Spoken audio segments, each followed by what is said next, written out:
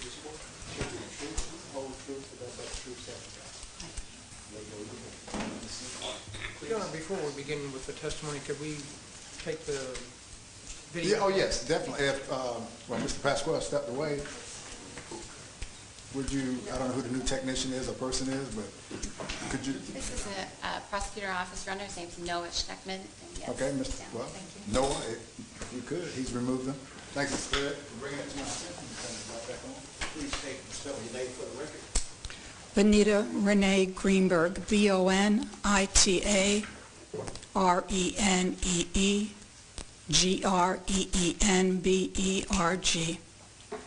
All right, and Mrs. Greenberg, do you use any other name or go by any other name other than the first name you just identified yourself as? Bonnie. Do most people call you Bonnie? Yes. Mrs. Greenberg, can you tell me what your relationship was to Rusty Snyderman? He was my son-in-law. And what is your relationship to the defendant, Andrea Snyderman? She's my daughter. Do you have any other children? I have a son, Okay, what's your son's name? Todd Greenberg, Is Todd older or younger than Andrea? older, And in what area does Todd and his family live? Roosevelt. Who is currently living with you? Our daughter and our grandchildren, Sophia and Ian. Okay, when you say your daughter, do you have any daughter other than the defendant? No. Okay, so you're living with the defendant. Who else? Our grandchildren and my husband, And your husband. What's your husband's name? Herb Greenberg. Mrs. Greenberg, can you tell me, I want to direct your attention to the summer of 2010. Can you tell me what your relationship with your daughter, Andrea, was like in the summer of 2010?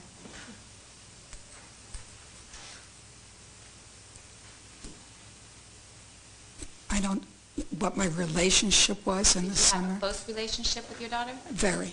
How often would you speak with her? Almost daily. Okay. And in what form did your daily contact take place? Did you see her? Did you talk to her on the phone? Both. Both? Where were you living at that time? We were living in Roswell, And where was Andrea living at that time? in Dunwoody. Do you know when the defendant started work with GE?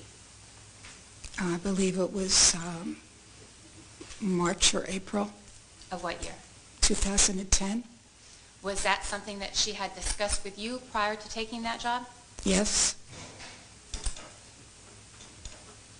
Can you describe how your daughter felt about taking that job? She was excited about the opportunity to go back to work. She had some concerns about how child care and her responsibilities at home would work out. How old were Sophia and Ian at that time? Do you recall? Almost 5 and almost in a year and a half. Okay, and at that time, 4.5 and a year and a half. Okay. And what was Rusty doing for employment at that time? Do you recall? He was working at home. And what was he doing while working out of the home? He was trying to establish businesses and taking care of the children. Okay. Did your daughter ever tell you about who her immediate boss was at GE? Yes, Okay, and who did she tell you that person was? Hemi Newman. Did she describe him by name? Did she tell you the name? When? At what point did she tell you her immediate boss's name? I don't recall. Do you recall if it was early on in her employment there? Yes. Okay. Did you have any conversations with Andrea about her boss, Hemi Newman? Yes, How many times did you and Andrea talk about Hemi Newman? numerous times. And what sorts of things did she tell you about it?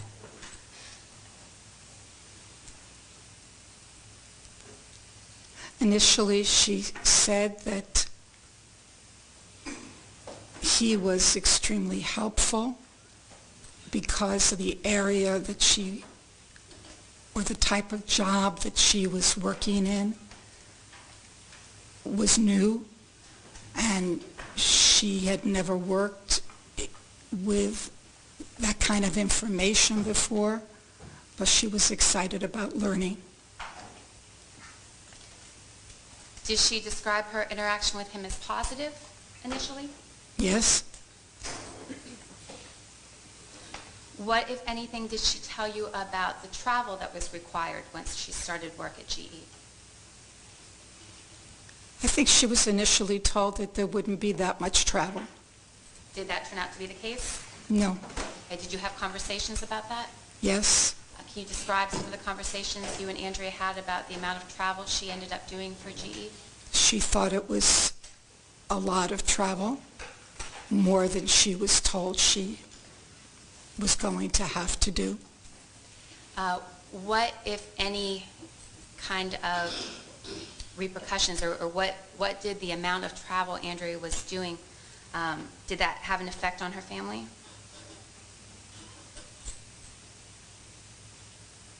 I think it put some added stress on family obligations.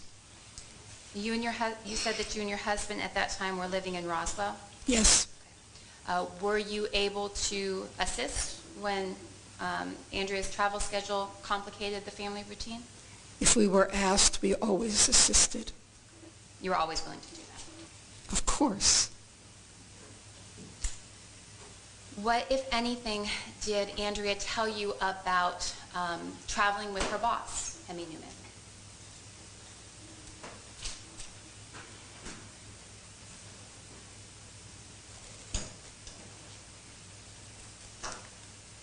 She wondered why there were so many trips that he accompanied her on. So you knew then that that she was traveling with Mr. Newman. Yes, he gave her the impression that it would be good for him to be able to introduce her to various people that she may have spoken to over the phone or through text or emails. Okay, that was what she communicated to you. Mm-hmm. And, okay. What, if anything, did she tell you about the defendant, or are you aware that Andrea went to Longmont, Colorado at some point during her employment with General Electric? Yes, Were you aware of it at the time that she went? yes. Do you recall when it was that she went to Longmont, Colorado? I don't recall the exact date, I'm sorry. That's okay. Can you limit it? Was it in the summer months? Was it in the fall months? Do you recall? I'm quite sure it was in the summer. In the summer? Okay. What, if anything, did she tell you about Hemi Newman going on that trip with her?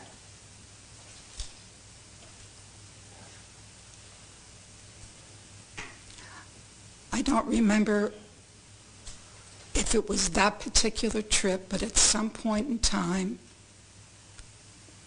Andrea and I talked about Mr. Newman saying to Andrea that he liked her. And Andrea was telling you about this incident? Yes. Okay. And what else did she tell you about? Did she give you any specifics about what had occurred? I was confused.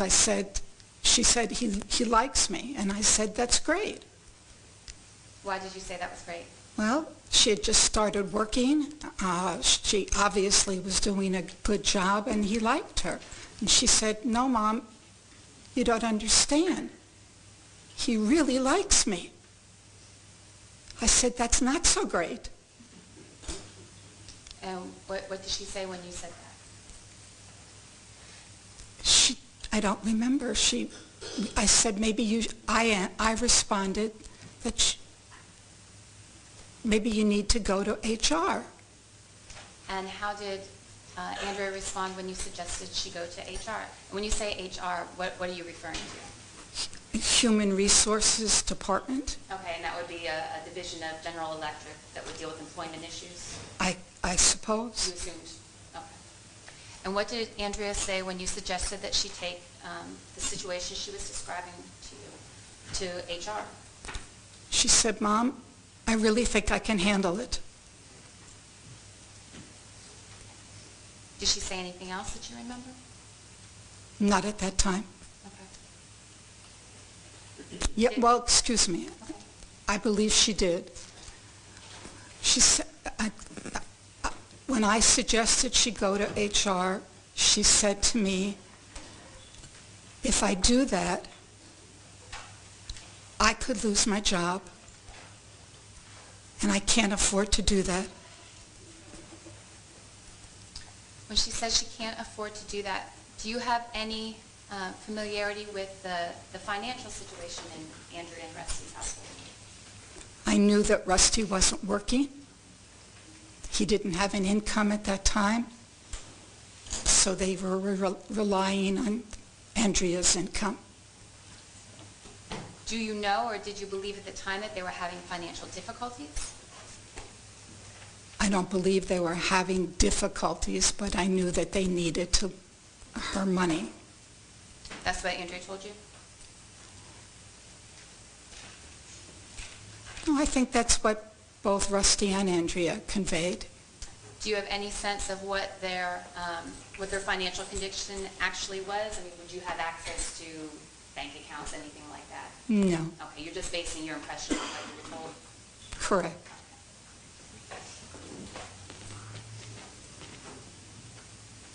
Did you have any other conversations with Andrea about her boss, Hemi Newman, and any inappropriateness between them?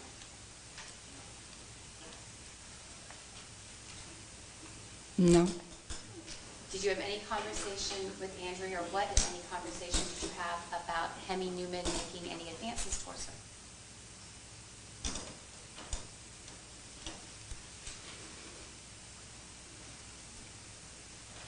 I think that she continued to have some difficulty. Do you remember anything specific that she told you about it?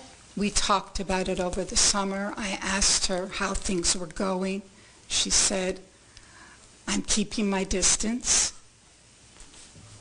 She asked some Hear that phone, people. Mr. Deputy? I'm sorry for the interruption, Counselor. Did you seize that phone? Sorry, we try to maintain a little bit better decorum in the courtroom. You may continue. Sorry for the interruption. You were telling me about any other conversations you had with Andrea about Hemi Newman's advances towards her and what she was doing in response. I believe she talked with friends and asked them what she should do. Do you know that because she told you that, or do you know that because you learned that later? No, she told me that. She told you at the time? Okay, so you knew she was speaking about it with you, and you knew that she was speaking about it with other friends of hers? She asked for advice on what she should do or how she should handle the situation. Up until the time that Rusty was killed, do you have any memory of any other conversations you had with Andrea on this subject?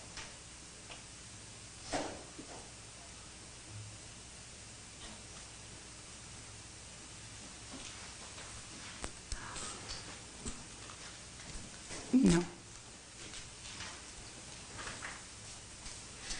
What, if anything, did Andrea tell you about Hemi Newman joining her in Longmont, Colorado in July of 2010? She didn't.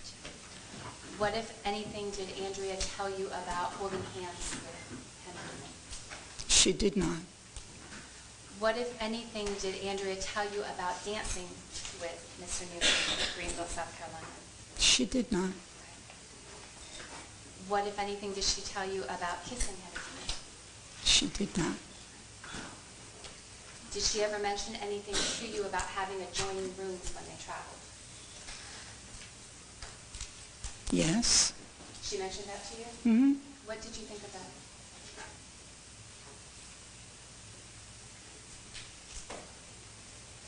It didn't strike me, I didn't think anything of it at the time. Do you recall the context that it came up, that Andrea and Mr. Newman had the joining rooms in No. chapel? You just remember the fact of it? Before Rusty's murder, what, if anything, did Andrea tell you about being afraid of having an